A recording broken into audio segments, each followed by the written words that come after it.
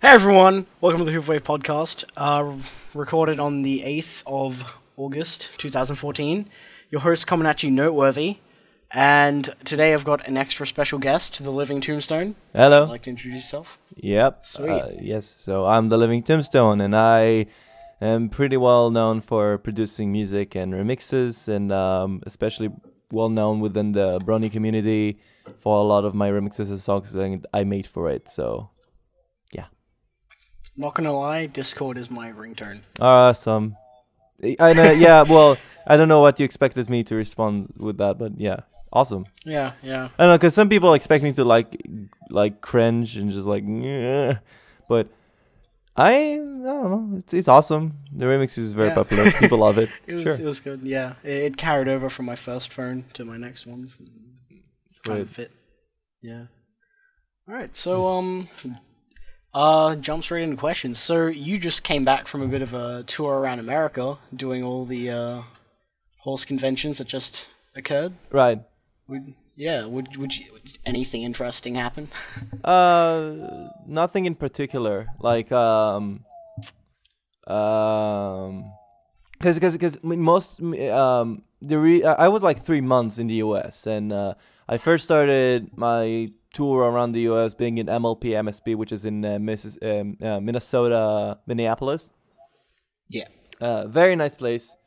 Being there, I think it's like the one of the better pony conventions I've been to in the U.S., where everything just was under control and no drama happened, nothing in particular. It was also because it's considerably like smaller for a convention in the U.S. and Was that a first year convention? um Oh. what do you mean, like the first one in the year? No, Yeah. Oh, no, like, there was that like the BabsCon and first? stuff, but I wasn't there for that. No, I mean, like, was that the first MLP Minnesota? I should actually look into that. Oh yeah, that's the first one in Minnesota. They haven't had that's- any. Yeah, the first year. Yes, that's what you're Yeah, asking. that's Yes. always good that the first year ones go off without a hitch. Oh yeah. It's because that a lot of people who organize that have experience with making a convention first and foremost, so they have some experience, um, and so they definitely showed a lot of courage in doing something like that for our first year. So it's great. Met a lot of friends there. Mike the Microphone.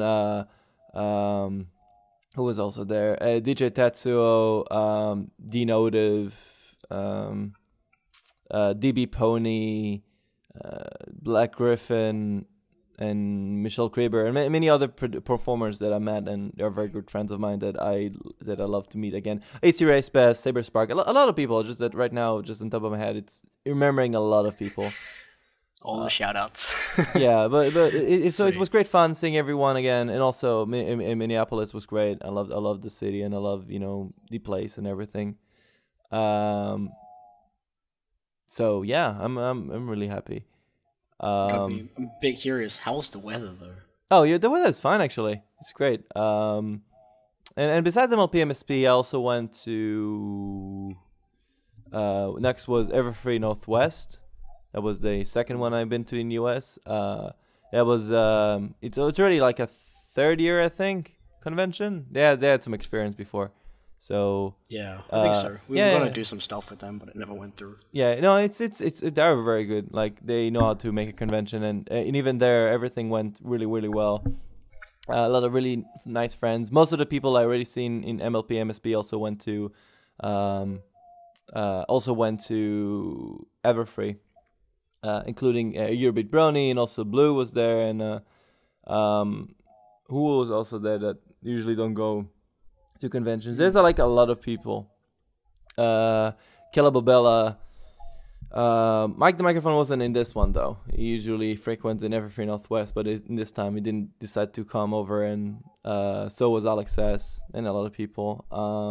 But yeah, it was also a really great convention. A lot of fans and a lot of people loved my performance, and everything went really well. Later I went to Fiesta Equestria, which is in the Houston, Texas.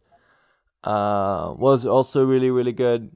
Very happy about that one. First time in the South too. I wasn't ever in the South in the US. So yeah, it was a lot of fun going there. Yeah, I had some friends go over for it's winter here. I had some friends go over for BronyCon, and they were the heat apparently. Ah, I Yeah, see. Yeah, it's really hot there, but yeah. it's a lot of fun. And after Houston, Texas, I returned back to Israel, and I went to the. No, sorry, I didn't go back. Yes, for the first time, I went to an anime convention. I mean, some kind of just a convention that has nothing to do with bronies at all. In the US, I went to San Japan and met a lot of people that are pretty well known within the internet world, basically, like Team 4-Star, Lil Karibo, and who the else did I meet? Um, a lot of people. Shit. So it was a lot of fun. That's always good. You know, take a little break from the technicolor horses and some other pop culture. Yeah. All right, so might just go into the scripted questions. So what can you tell us about yourself? Like, where did you get the handle Living Tombstone?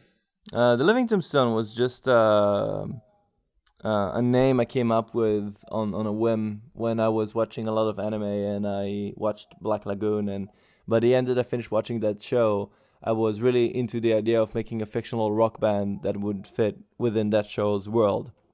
And well, at the time, I didn't know how to necessarily produce rock music or anything for that matter that would sound as good as actual rock music. So I was really not really into that idea.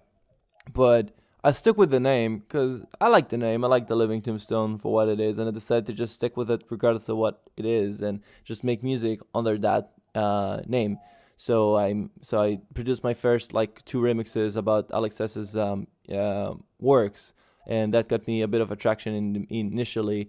Until he also advised me to make a remix of Winter Wrap Up, and I thought, hey, that could be fun, and people really loved that, and the more I came, the more I continued to be active and produce music. People kept on subscribing to me and listening to more of my stuff until I hit the big one, and I made the Discord remix that everyone knows and loves, and that was a special moment, I think. So yeah. Yeah. Oh, that would have been great. I didn't think I was part of anything yet, but yeah, Yeah. at the time, it was definitely something. So into that, like, where did you learn to make music or By self-taught? myself mostly, like by ear. It's like the way I learned how to make music is simply by listening to a lot of material, like a lot of music on the radio, on the CDs, and whatnot, on my iPod, and just being fascinated by how music is constructed and being like that. And I always thought that I could try something like that myself. When I first started making music, I obviously was really much of a novice. I didn't necessarily have any big breakthroughs or anything like that in the beginning. I was making music under the name Cool Fox, and I just this was when I first discovered FL Studio, and I made like whatever. I just tried to just to get the idea of how music works basically. But I didn't necessarily know how to produce. That's like the only thing that I learned only when I joined the Bernie Fandom. Back then, I didn't necessarily had any contact towards how to produce better or do things better when it comes to sound design. Because even then, I still don't have the grasp about it because I'm really, really bad at the sound design. But making music was something that I knew really well how to do. Like I knew how to write songs, I knew how to remix, I knew how to take an element and expand on that and layer more and more towards it. Those are things that I definitely learned a lot by myself. But that was only like because at the time I didn't necessarily have that many friends during elementary or high school. So I just when it was time for myself, I was just like, okay, I have ideas for songs. I don't need to like to talk to people. I can only talk to myself and envision songs and shit. So Yeah. All right. So, besides electronic composition, do you actually play any instruments or? kind of. I play maybe guitar and electric guitar, but really to the basis of it. I tried to go take private lessons and learn how to play guitar or even sing. Like take private lessons in singing, but both of them were very hard on me because not because I couldn't do it. It's mostly because the way I looked at music in that regard of performing it was such a foreign concept to me that I cannot like remember every little segment, and it was really, really hard for me. It's easier for me to create something than it is to remember how I made it. Yeah. I can understand that. Yeah. So performing is definitely an art form that I respect a lot, and that's why I always in love with like the way that people do their stuff when it comes to how to perform it. But I know that it would be very hard for me to learn how to do that properly. Like just getting up on stage, remembering all the tabs for a guitar song. Or something. Yeah. That's why DJing is so easy, because you just press play and everything is just there. But then again, over time, I learned how to DJ better, so I'll have more freedom towards how I want my sound to be like when I perform. But back then, it was like easier for me to just perform the entire set from start to finish without doing anything on stage. Yeah. Oh, okay. Yeah, I haven't really done any DJing myself, but I know if I was up on the stage without my music sheets, I would not be able to do anything. Yeah. Okay, so, you said you're interested in rock before. Can I ask, like, what type of bands? With AC/DC I and like Metallica? System of a Down, more like System of a Down, Billy Talent, Mother, which they are more indie than rock, but Love System. What again? I love System. Yeah, System are great. Yeah. They're like a big influence on my music and the way I compose a lot, because they have a lot of ideas that I'm really, really jealous of, the way they do some of the things that I do. I'm also what else? I'm a big fan of Linkin Park, I guess. I mean, they don't necessarily provide a big influence for me, but Mike Shinoda, who is the producer for them and also the keyboardist, he's an amazing producer, and he kind of like paved the way for how to produce rock music as well. So for me, it's a big influence too. And that's it, I think. Have you heard their new album yet? What, sorry? Oh, if I heard the heard new the album? new album? Not necessarily. I'm still very much driven by nostalgia and still remember their older albums to be better, but I'll definitely give it a try and listen to the new album. It's just that the old album have a lot of influence on me, since back in my childhood it used to open my head towards rock music in general. Yeah, that was probably one of the first rock bands I listened to as well. Yeah. I haven't listened to the new album either yet. Yeah, but I heard good things about the new album. It's just that it's very different in terms of sound, and they know that they cannot necessarily do the same thing they did when they first released their three first albums as Linkin Park. But it's new. It's nice that they try new things. It's cool. Yeah, it's all about the music moving and evolving as well as the band. Exactly. Yeah. Damn straight. It's all the progress. Yep. Yeah. And you gotta be supportive the entire way through. Yeah. Alright, so when you're not making music, what do you do in your spare time? I play video games a lot. I don't know. I just pass the time, like watching whatever people recommend me. Like I recently started watching, and I finished, like I binge watched the entire first season of Rick and Morty, which is a great cartoon that I would love to recommend to a lot of people to watch. And write it down. It's very good. It's about a little kid whose granddad is a scientist. He's a crazy scientist who knows a lot of shit, and the granddad is like, for some reason, for a funny reason, is like decides to keep Morty around, and tell him like to help this and that in his adventures. And it's and already the first episode kind of like you already see what they're aiming for and how crazy it is, and sometimes random at times, but it has a very nice sense of humor to it. And towards the end it gets really dark in terms of like writing, and it's actually really, really clever, but it's good. I think I've heard of it. It's based on it's based on the parody that was Doc and Marty, that the same animator did. It was like a big that was a big reason why Rick and Morty was created, but because Doc and Marty is so similar to Back to the Future that they decided to abandon that name, so they made a new series.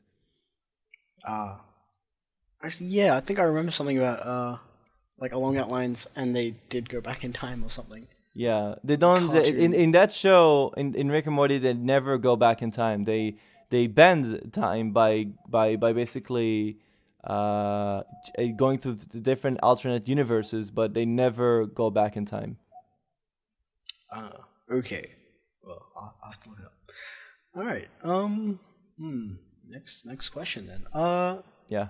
What can you tell us about yourself inside the Bernie fandom? Um, So, when it comes to me within the Bernie fandom, if you go back, let's go back like 3 years ago when I joined the Bernie fandom, I was fascinated by how many people were like-minded like me, basically, by thinking that the show definitely has a presence. It has a universe behind it, and that we, the fans, love that universe because it's intriguing, it's challenging, and the fact that everyone can come up with something completely different is great. And but it's all in the same universe.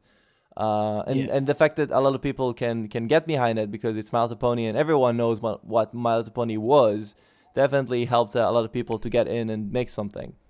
It was a spontaneous event, everyone got in, and that was really, really special. However, over time, me and my friends slowly but surely like stopped being as interested about the fandom. Not because it's not interesting. I mean, there's still a lot of stuff good about it, but it felt like it was stagnating in quality, and a lot of people didn't get the message that we got when we first joined in. So a lot of us decided to kind of leave the fandom slowly. I myself am still like like my ears to the ground, still listening to what people create in the community, but I don't feel as strongly connected to the To the fandom as much. cartoon. Yeah, like Yeah. like people really love my stuff. Like people, I have a huge following, and I appreciate every fan that takes the time to go just check out my YouTube page and listen to my stuff, because that takes time.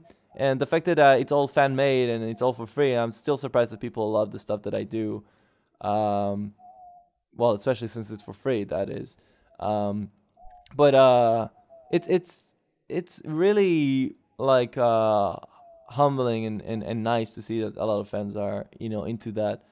But then again, I don't know. It's like I feel sometimes, I talk to some people, and after only talking to them, they realize that I'm actually a very humble, nice person. And they told me the truth about what they thought about me is that when it comes to, let's say, the Discord remix have over 10 million views. And a lot of people just didn't like my music because of that song and many other songs that I made that are sounding exactly the same at that time. Because again, as I mentioned, I didn't know how to produce when I first joined the fandom. I just knew how to make music.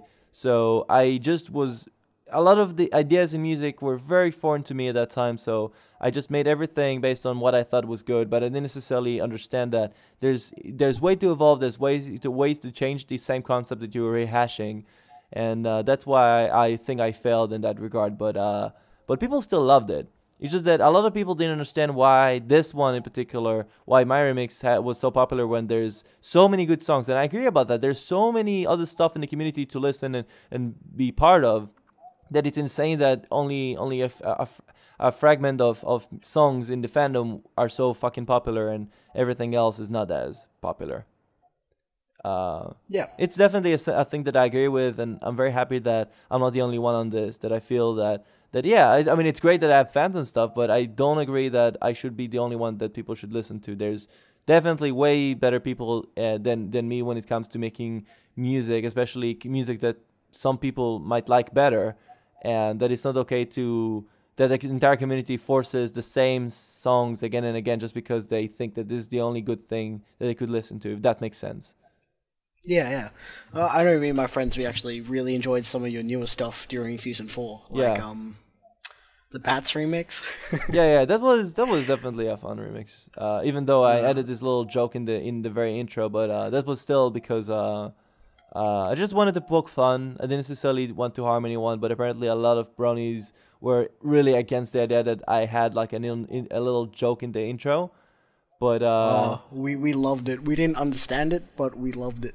I don't know. It's only because I got so much influence from SoundCloud, where there were a lot of people posting like little jokes and skits on SoundCloud, and one of them was being Tim and Eric song, I Sit Down When I Pee, and I thought that could be a lot of fun to put it in the intro. Like nobody really cares.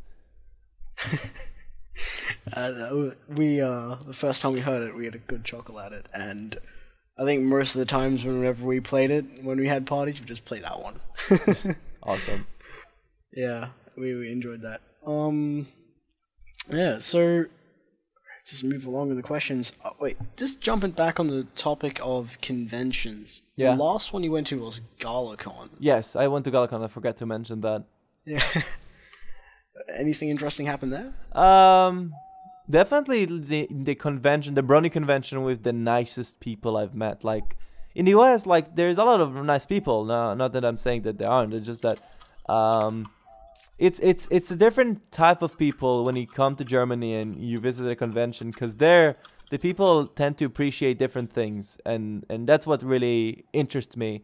Is that, for example, when I do a music panel with my friends and we hold like questions, a lot of the questions are direct towards what songs are we gonna release, how you are doing, I mean, do you want to be in my OTP, and blah blah blah. And that's awesome, that's nice. I mean, it's funny and awesome to answer, but like in Germany, the questions are more geared towards how to make music, how you do this, how do I improve as a musician, like do I do this A, B, and C? I mean, the questions are more geared towards like the love towards music itself, and it's like interesting. I just like, yeah, it's weird. I mean, but it's awesome that people are so interested about the other things that I didn't even think that people would be so much into.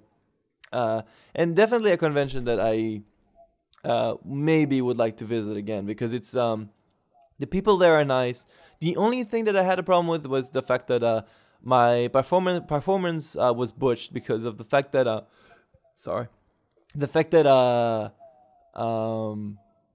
it's like I was trying to perform, and what happened is that my computer had some problems, some issues with it. Second is that the AV team for some reason didn't do anything. Like they just left one left speaker turning on, and everything else was just not turned on as loudly. And so it was really weird that I was basically EQing my mix as I was playing in order to make sure that my music was playing as loud as my audience could hear. It was really embarrassing and kind of annoying too. Hope it wouldn't be as much of a problem next week, 2 weeks from now in Buck. And yeah. Ooh. The conventions haven't stopped. Yeah, I don't know. People still enjoyed my performance. It's just that I wish it went better. That's all. So, do you enjoy the travel? Like, do they fly you out, or do you have to pay part of the way as So, well? when it comes to conventions in general, most conventions don't have as much budget to fly me over. And in some cases, they do have the budget, but they just only purchase the tickets for those who are really special communities from the show itself, that are professional people. And that's totally different than my case. In some cases they do, in most cases they don't. And when they don't, it's like, okay, fine, I don't mind paying for my own travel, just as long as you give me accommodation for free. And they don't have any problem with that, because the conventions are most of the time in the various same hotels, so they have some extra, rooms and stuff for that. All right, so that actually sounds pretty good. I wouldn't mind being flown out. Yeah. Let's move on. All right, so yeah, you said you've been listening into the fandom a bit. Yeah. Still. Yes. Even though after. Yes. So who could you say, like, right now, of the newer wave musicians and artists are your favorite? I guess Under Pony, like U Pony, or sorry, not U Pony, U Thunder. U Thunder, Swedish Horse Mafia, and Knife Pony are, in my opinion, the three better talented Brony musicians as of late that I really enjoy listening to, because they definitely care. They definitely still care about the fandom and still make music about it, and it's great to see that they're still active.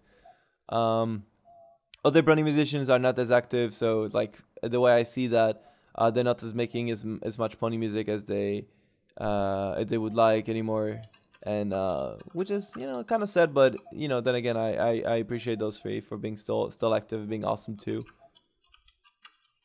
That's good. Yeah. So I All right. My questions are just being a bit buggy. Keep a list, and then the list doesn't work. All right. So, all right. How did you find yourself in the fandom? That's the next one. How did I reach the fandom? You mean? Yeah. The Genesis story. Well, yeah. Well, I started because me and my sister, we were like, we love 4chan and we just love, visiting the boards a lot. So, I'm, for example, a frequent in V and A and also TV sometimes. And I remember, seeing a lot of image macros of the show Malta Pony, and I was really wondering what's that about and why people love it so much. And I remember I wasn't that much into watching it in the beginning until I was like, I remember the first instance where I wanted to actually watch the show was a little clip that someone edited of the famous it was like this a space NASA game that people created, and someone later made a video that they showed like the text to speech aspects of that and made a bunch of jokes about it. And then someone made a pony video based on that video. I forgot what its name though.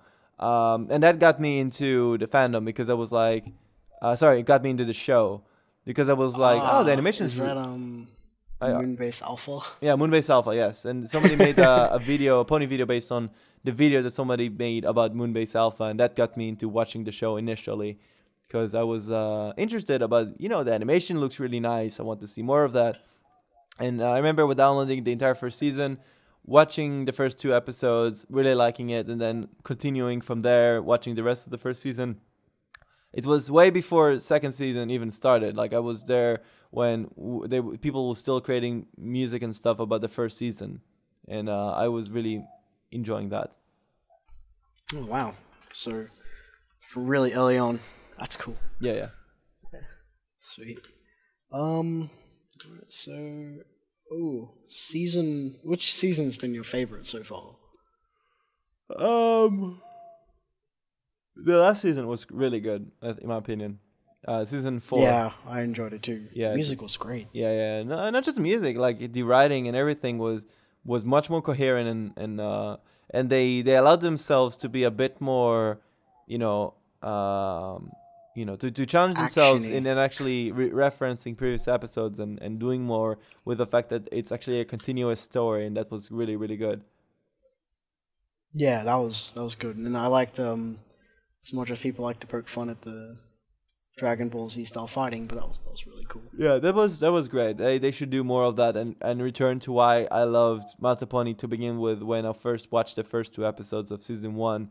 Is that it had exciting. It not just exciting. It made us feel epic. It made it feel like it was something, and that's why I introduced people to the show, because I knew that if they watched the first episodes like I did, they would understand why people are into it. Is that there is epicness, and over time it stagnated. Over time, Hasbro didn't want people to assume otherwise, because it's not a show for big neck-bearded people. It's for little girls who want to buy the merchandise. I mean, that's what it's for. So they kind of stagnated over that aspect and tried to do other stuff. Yeah, but it still came back into the light in season 4, which is at least a bit good. Yeah. How about the movie that came out last year? What, Equestria Girls? Yeah. It was good. It definitely had a very interesting concept that I liked, but that's it. That's all I could say, is that it felt like that it could have been, better, I guess. That aspect. It felt like the movie could have been better.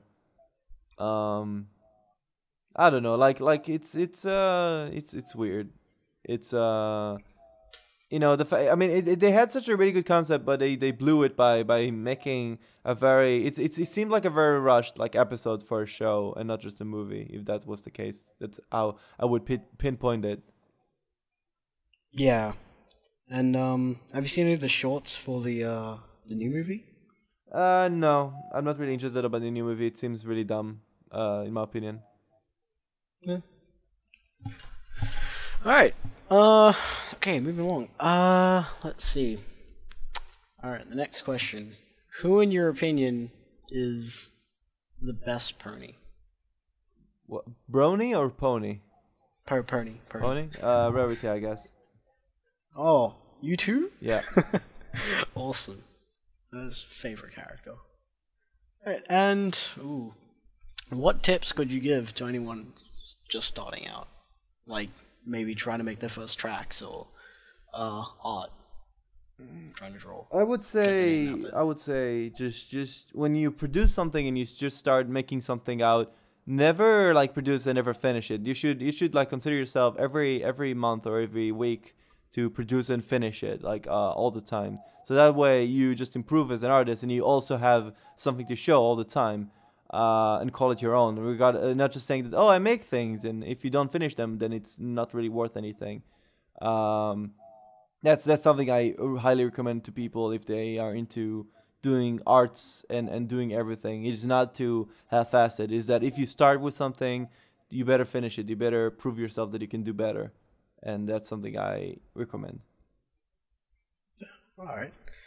And you can say the same thing to people who've been trying since the beginning and still no one knows who they are? Yeah, because that doesn't really matter. If you enjoy crafting stuff and making stuff, the fact of not finding your place in something doesn't really matter. Because I've been making music for a long time, and I used to try to get into communities and make this and that for something, but it never really worked until I joined the Bernie Fandom. That it was when I had a lot of experience already in music, and people noticed it.